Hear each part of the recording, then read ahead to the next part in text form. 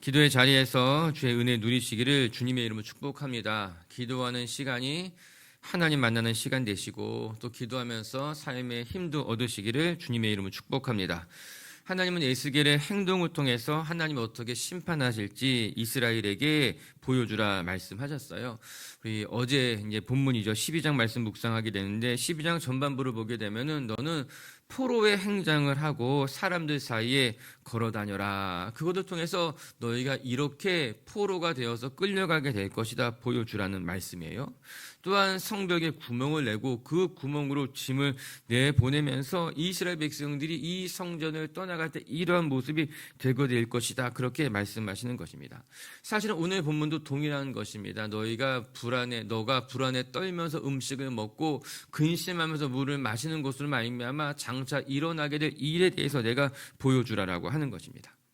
어떻게 보면은 기이해 보이는 행동을 통해서 장차 이스라엘 백성들이 어떻게 심판받게 될 것인지를 에스겔이 몸소 보여주어라 그 말씀하고 있는 것 아니겠습니까? 사실 에스겔서를 이해하는데 매우 중요한 포인트가 됩니다. 어떻게 보면 예레미야서도 동일할 수 있어요. 그 당시에 선지자를 통해서 하나님께서 어떻게 심판이 임할지를 보여주는 것입니다. 포로의 행장을 하고 거리를 돌아다니며 성벽에 구멍을 뚫고 그 구멍으로 너의 집을 내보내면서 너는 불안한 마음으로 급하게 음식을 먹는 모습을 보여주면서 장차 이스라엘이 어떠한 심판을 받게 될지를 내 몸으로 보여줘. 그것을 통해서 깨닫게 라고 말씀하고 계십니다. 것이죠. 그러면 이 경고를 듣고 이스라엘 백성들이 돌이켰을까요? 하나님의 경고를 받고서 그들이 돌이켜서 하나님 앞에 다시 되돌아왔을까요? 그렇지 않았다는 거예요. 그러면 여기에 중요한 포인트가 있는 것입니다. 하나님께서 에스겔에게 기이한 모습을 통해서라도 이스라엘 백성들에게 일어날 장차 심판에 대해서 보여주셨음에도 불구하고 이스라엘 백성들이 돌이키지 않았습니다. 하지만 하나님은 포기하지 않고 계속해서 더 기이한 행동을 보여줘라. 더 기이한 모습을 보여줘서 장차 어떠한 고난이 오게 될지를 그들에게 보여주고 깨닫게 하라고 하는 것입니다. 저는 하나님도 이해가 되지 않고 에스겔도 이해가 되지 않습니다. 이렇게 이스라엘 백성들이 회개하지 않았음에도 불구하고 하나님은 끊임없이 반복적으로 계속해서 선지자를 보내셔 에스겔을 통해서 이스라엘 백성들에게 경고하셨다라고 하는 거예요. 하나님의 포기하지 않는 사랑을 보여주고 있는 것이 에스겔서입니다. 그뿐만 아니라 이스라엘 백성들이 돌이키지 않자 하나님은 에스겔에게 반복적으로 명령하셨어요. 놀랍게도 에스겔은 하나님의 말씀하실 때마다 그 기이한 행적을 몸소 순종해서 보여줬더라고 하는 것입니다. 오늘 하나님이 여러분에게 나타나셔서 이상한 옷을 입고 거리에 돌아다니면서 하나님의 심판을 선포해라 말하면 여러분 할 수 있겠어요? 너 식당에 가서 밥을 먹는데 개걸스럽게 밥을 먹으면서 이제 일어날 심판에 대해서 내가 직접 보여줘라 말하면 여러분 할 수 있겠어요? 불편하고 어렵고 하기 힘들지요. 그런데 놀랍게도 에스겔은 그 하나님의 말씀을 다 듣고서는 그 말씀대로 순종해서 정말 포로의 행장을 입고 거리를 돌아다녔으며 사람들 앞에 개걸스럽게 음식을 먹으면서 장차 일어날 심판의 모습을 순종으로 보여줬다라고 하는 것입니다. 에스겔도 자존심도 있고 상식적인 사람임에도 불구하고 하나님의 말씀에 순종하면서 선지자의 삶을 살아가게 됐다라고 하는 것입니다. 에스겔 전령 읽으면서 끊임없이 반복될 것입니다. 마치 사사기를 읽으면 이스라엘 백성들이 부르짖고 하나님의 사사를 보내서 또 구원하시고 그러면 다시 이스라엘 백성들이 범죄하고 이게 12명의 사사가 계속해서 반복되잖아요. 에스겔서도 동일한 것입니다. 하나님께서 에스겔을 통해서 계속해서 반복적으로 경고하시고 에스겔은 그 말씀에 순종하고 그러나 이스라엘 백성들은 그 경고를 듣지 않고 무시하고 이 모습이 반복될 거예요. 그러나 우리가 지루해하지 않고 그것 때문에 힘들어하지 않고 하나님이 끊임없이 우리에게 말씀하시는구나. 하나님은 우리를 결코 포기하지 않는구나. 깨닫게 되기를 주님의 이름 축복합니다. 그리고 에스겔도 그 하나님의 말씀에 조금도 토를 다지 않고 순종했던 것 같이 우리 비치교회 식구도 주님께서 말씀하시면 내 머리로는 이해가 되지 않아도 그 말씀에 순종하면서 하나님의 백성다운 삶을 만들어 가시기를 주님의 이름으로 축복합니다. 그러면 이제 12장 후반부의 말씀을 같이 묵상하면서 오늘 우리가 배워야 하는 영적 교훈을 같이 한번 살펴보게 되겠습니다. 첫 번째 말씀을 통해 배울 것은요, 하나님을 떠난 이스라엘 백성들은 더 이상 보호받는 백성도 되지 못하며 그 땅이 안전한 곳도 되지 않는다는 사실을 기억해라라고 하는 것입니다. 이제 18절부터 한번 같이 읽어볼게요. 17절, 18절 두 절 읽겠습니다. 시작. 여호와의 말씀이 또 내게 임하여 이르시되 인자야, 너는 떨면서 내 음식을 먹고 놀라고 근심하면서 내 물을 마시며. 아멘. 여호와의 말씀이 또 내게 임하여 이르시되, 또가 중요하다 그랬죠. 계속해서 말씀하시는 거예요. 너는 떨며 음식을 먹고 놀라고 근심하면서 내 물을 마실지라, 이렇게 이야기했어요. 중요하게 눈에 띄는 단어는 떨면서 먹으라, 그리고 놀라고 근심하면서 물을 마시라라고 하는 것입니다. 보통 음식을 먹을 때는 마음 편하게 음식을 드십시오, 그렇게 이야기하죠. 누군가 우리 집에 손님이 찾아와서 우리가 음식을 대접할 때는 급하게 먹으라고 말하지 않습니다. 편안한 마음으로 천천히 이 음식을 드십시오, 그렇게 말을 하는 것이 어떤 상식적인 일 아니겠습니까? 그런데 하나님께서는 에스겔에게 전혀 다르게 말씀하십니다. 너는 너의 음식을 먹을 때에 떨면서 먹고 내 물을 마실 때에 불안해하면서 놀라고 근심하면서 물을 마시라, 그렇게 이야기하고 있는 것입니다. 왜 그렇게 말씀하셨을까? 이제 이스라엘 백성들에게 임하게 될 하나님의 심판의 때에는 이스라엘 백성들이 자기의 음식을 먹으면서도 편안히 식사하는 것이 아니라 불안해하고 근심하고 떨면서 자신의 음식을 먹게 될 것이라고 이야기하고 있는 것 아니겠습니까? 장차 일어날 일에 대해서 보여주고 계시는 거예요. 그뿐만 아니라 그 뒤에는 놀라고 근심하면서 너의 물을 마시라, 그렇게 이야기하고 있어요. 이 말씀도 동일하게 이해가 됩니다. 심지어는 물 한 모금 마실 때조차도 너희들이 놀라서 불안해하면서 근심하면서 물을 마시게 될 것이다, 이렇게 이야기하고 계신 것입니다. 하나님의 심판이 임하게 되면은, 바벨론이 침공하여서 너희의 땅을 회파하게 되면은 너희는 음식을 먹을 때조차도 근심하고 물을 마실 때조차도 불안하게 될 것이다. 그것을 기억하고 돌아서라, 그렇게 경고하고 있는 것 아니겠습니까? 여러분, 하나님이 떠난 예루살렘이 이렇게 된다는 거예요. 우상 숭배로 더럽혀진 그 땅에 하나님의 영광의 영이 떠나게 되자 이제 이스라엘 백성들의 삶이 밥 먹을 때조차도 물 한 모금 마실 때조차도 그 마음속에 근심과 불안함이 가득하게 될 것이라고 하는 것입니다. 사랑하는 빛의 교회 가족 여러분, 하나님이 떠난 인생은 근심으로 가득 차게 될 수밖에 없습니다. 아무리 좋은 음식을 먹고 아무리 값진 것을 마신다 하여도 우리의 마음속에 근심과 불안함이 있을 수밖에 없다라고 하는 거예요. 여러분, 음식을 씹을 때 모래 씹는 것 같다는 말 하지 않습니까? 우리 마음속에 걱정과 근심이 많으면 무엇을 먹어도 마치 모래를 씹는 것만 같아요, 그렇게 이야기하잖아요. 진짜 그럴 경험 다 해보지 않았습니까? 그냥 먹어야 돼서 먹는데 맛이 느껴지는 것이 아니라 그냥 모래 씹는 것처럼 참 힘들다라고 하는 거예요. 목구멍 삼키기가 어렵다라고 하는 거죠. 그래서 여러분, 어떤 음식을 먹는가보다 더 중요한 것은 우리의 마음속에 주님 주시는 평강인 거예요. 근심 없이 살아가게 되는 거예요. 우리가 아무리 거칠고 좋지 않은 음식을 먹어도 우리의 마음이 평안함이 있으면 그 음식을 맛있게 먹을 수 있지만, 우리 안에 걱정과 근심이 가득하면은 아무리 좋은 음식을 먹어도 음식이 맛이 없어요. 모래 씹는 것 같아요. 목구멍에 넘어갈 때도 근심과 불안함이 가득하다라고 하는 것입니다. 하나님이 떠난 예루살렘, 하나님을 잃어버린 이스라엘 백성들은 더 이상 하나님의 보호하심도 없어 늘 불안하고 두려워할 수밖에 없다라고 하는 것입니다. 저는 마치 울타리가 다 허물어져서 짐승이 마음대로 들어올 수 있는 집, 문고리가 고장난 것으로 말미암아 언제 도둑이 올지 몰라서 불안해하는 그런 집과 유사하게 됐구나, 그 생각해보게 되는 거예요. 일전에 제가 아는 분 이야기인데, 밤에 아이들이 유리창을 깨가지고 창문이 이렇게 깨진 거예요.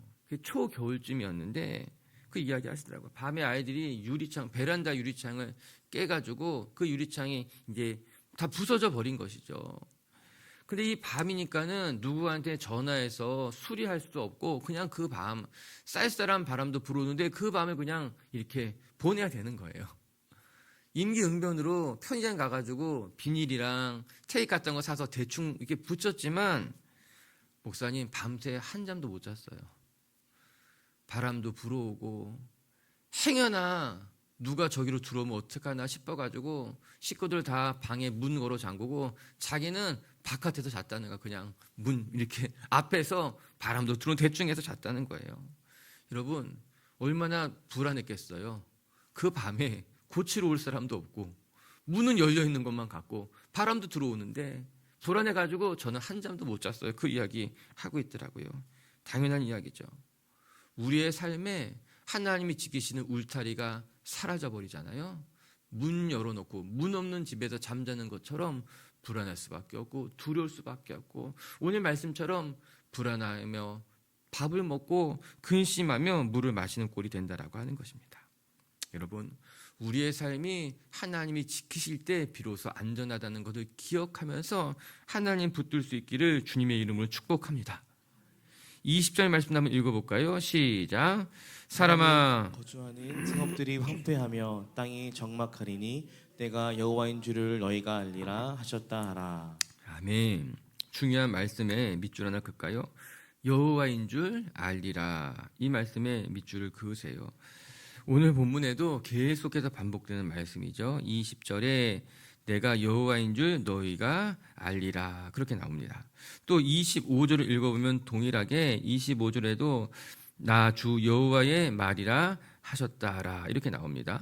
또 28절에 동일하게 나 여호와의 말이니라 하였다 하라 이렇게 나옵니다.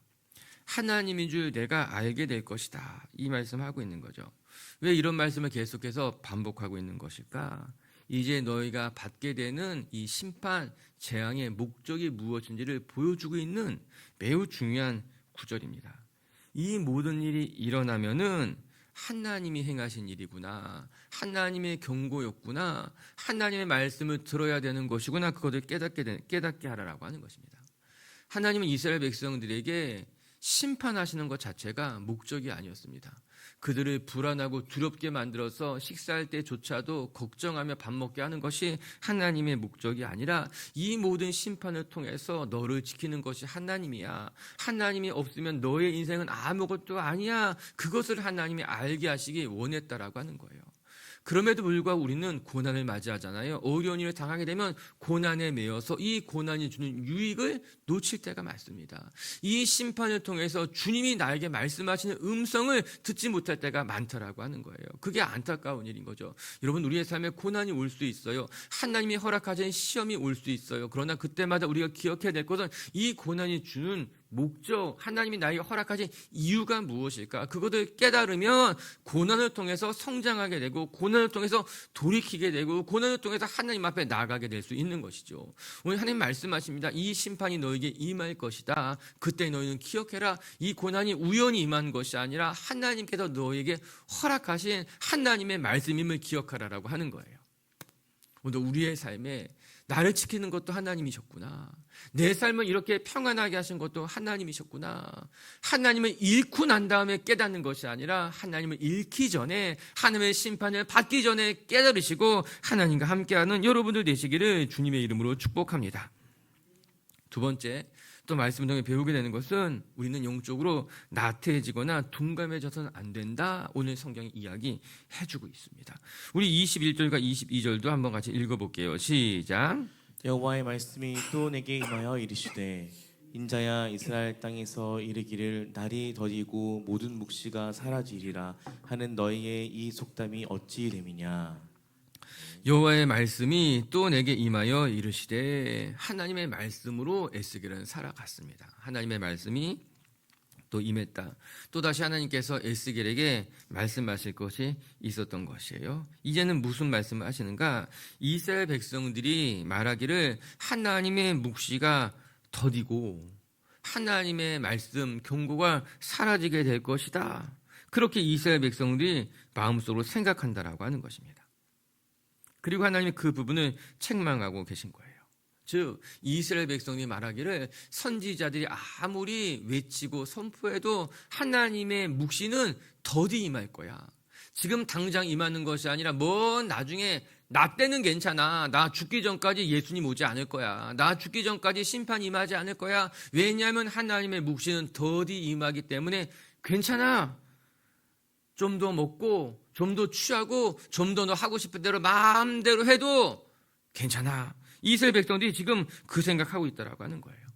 하나님의 묵시는 더디 임할 것이고 하나님의 심판은 나 때는 오지 않을 것이다. 실제로 많은 거짓 선지자들이 그런 이야기에 동조했습니다. 선지자들조차도 하나님의 심판은 더디 임할 것이고 예루살렘은 결코 망하지 않게 될 것이니 우리 지금 살던 대로 살아가도 된다. 지금 하던 대로 행해도 된다고 많은 거짓 선지자들이 동일하게 이야기했다라고 하는 거예요. 그러나 오늘 말씀을 보시기 바랍니다. 23절을 마저 한번 읽어볼까요? 시작. 그러면 너는 그들에게 이르기를 주 여호와께서 이같이 말씀하시기를 내가 이 속담을 그치게 하리니 사람이 사시는 이스라엘 가운데서 이 속담을 사용하지 못하리라 하셨다 하고 또 그들에게 이르기를 날과 모든 묵시의 응함이 가까우니. 아멘. 23절에 더디 될 것이라는 말씀과 반대되는 개념으로 사용된 것이 맨 마지막에 나오는 응답이 가까우니라라는 단어인 거예요. 거기에 화살표를 껴서 반대되는 표시를 한번 해보세요. 이스라엘 백성들은 이 묵시가 더디일 것이라고 말했고 하나님은 이 응답이 가까이 임할 것이라고 이야기하신 거예요. 이스라엘 백성들은 하나님의 심판은 먼 나중이라고 이야기했지만 하나님은 아니 이제 곧 너에게 임할 것이라고 말씀하고 있는 것입니다. 이스라엘 백성들에게 회제됐던 이야기, 이 묵시가 더디 될 것이다 라는 속담, 회제됐던 그 이야기가 사라지게 될 것이다. 25절도 한번 읽어볼까요? 25절 이렇게 나와요. 같이 한번 읽어볼게요. 시작. 나는 여호와라. 내가 말하기를 내가 하는 말이 다시는 더디지 아니하고 응하리라. 내가 너희의 생전에 말하고 이루리라. 나 주 여호와의 말이니라 하셨다 하라. 25절 동일하게 내가 하는 말이 다시는 더디지 아니하고 여기 밑줄을 그으세요. 이게 하나님의 말씀인 거예요. 이스라엘 백성은 더디 임할 것이다 이야기했지만 하나님은 아니 가까이 때가 임했다 이야기하고 25절에는 다시는 더디지 않게 임할 것이다 응하리라 그렇게 이야기하고 있다는 것 아니겠습니까? 여러분 하나님께서 말씀하신 심판이 결코 더디지 않게 임하게 될 것이다 말씀하고 있는 것입니다. 이 모습이 이스라엘 백성들의 영적인 상태였던 거예요. 이스라엘 백성들은 하나님의 심판이 더디 임할 것이다. 그들은 영적으로 나태해져 있었고 무뎌져 있었어요. 그래서 하나님의 말씀을 제대로 들을 수 없었고 하나님의 말씀에도 돌이키지 않았다라고 하는 것입니다.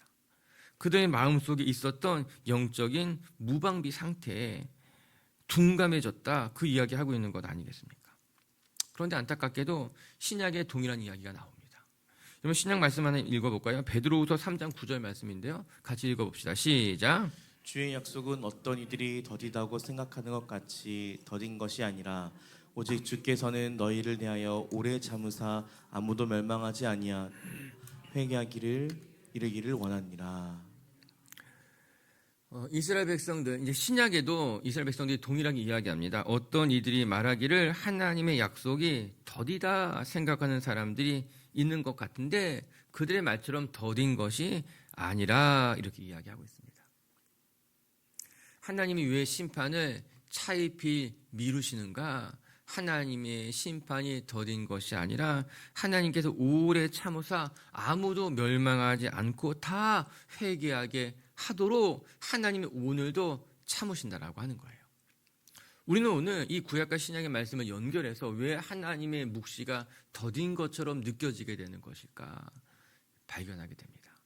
첫 번째는 더딘 것이 아니라 이제 곧 임할 것이니 영적으로 깨어있으라고 하는 거예요. 두 번째는 하나님이 지금도 참으시고 우리가 돌이키기를 원하신다라고 하는 것입니다. 사랑하는 빛의 교회 가족 여러분, 지금이라도 당장 하나님이 우리를 심판할 수 있습니다. 좀 더 정확하게 말한다면 우리의 행태를 보면은 지금이라도 심판받아도 조금 더 변명할 것이 없는 모습이에요. 그러나 더딘 것처럼 느끼는 것은 하나님이 오래 참으사 우리가 다시 돌이켜 하나님께 나아가기를 기다리고 계신 것이고, 그리고 그 하나님의 심판은 결코 더디지 않게 우리 가운데 임한다는 것을 기억하며 영적으로 깨어 있어라, 주님 그 말씀하고 계신 것이죠. 전 우리 빛의 식구들이 하나님의 경고를 무시하지 않기를 바랍니다. 우리의 마음이, 우리의 영적인 상태가 나태해지거나 무뎌지는 것으로 말미암아 하나님의 경고에 대해서 들을 수 없는 상황에 이르지 않고 늘 깨어서 주님 말씀하시면 그 주의 음성을 듣고 또 돌이킬 줄 아는 하나님의 사람들이 되시기를 주님의 이름으로 축복합니다. 말씀을 정리합시다. 오늘도 하나님께서 에스겔을 통해서 이스라엘 백성들에게 경고하시는 말씀을 듣게 됩니다. 이스라엘 백성들은 주의 말씀을 듣고도 사실 돌이키지 않았습니다. 하나님이 그것을 모르셨을까? 알고 있으셨을 것입니다. 그럼에도 불구하고 하나님은 하나님으로서의 일을 다 하신 거예요. 이스라엘 백성들이 돌이키지 않아도 하나님은 끊임없이 선지자를 보내고 또 보내시고 에스겔에게 말씀하시고 또 말씀하시는 것을 통해서 이스라엘 백성들이 돌이키기를 원하셨다라고 하는 것입니다. 오늘도 우리의 허물에도 불구하고 결코 우리를 포기하지 않는 하나님을 기억하시면서 그 하나님의 사랑을 의지하고 붙들고 살아가는 성도님들 되시기를 주님의 이름으로 축복합니다. 첫 번째, 하나님이 떠난 이스라엘 백성들은 더 이상 보호받는 백성들도 아니며 그 예루살렘 성전은 더 이상 안전한 곳도 아니었다. 하나님이 떠난 인생은 근심하고 불안해하면서 밥을 먹을 수밖에 없는 그런 처지가 될 수밖에 없다라고 하는 거예요. 오늘도 하나님이 우리를 지키실 때에 여러분 감사하시고 또 감사하시고 하나님이 없이 나는 아무것도 아닙니다 고백할 수 있는 저와 여러분들이 되시기를 주의 이름으로 축복합니다. 두 번째, 이스라엘 백성은 영적으로 무뎌지고 나태해져 있었어요. 하나님의 심판이 더디 임할 것이다. 오늘은 괜찮으니 오늘은 먹고 마시고 취하자 이야기했던 것이 당시 이스라엘의 모습인 것이죠. 우리 빛의 교회 성도 여러분 축복합니다. 하나님의 심판이 결코 더디지 않습니다. 하나님이 단지 오래 참으시는 것뿐이에요. 우리 빛의 교회 식구들이 영적으로 나태해지거나 이렇게 둔감해지지 않고 주의 말씀을 듣고 깨달을 수 있는 하나님의 사람들이 되시기를 주님의 이름으로 축복합니다. 같이 함께 기도합시다.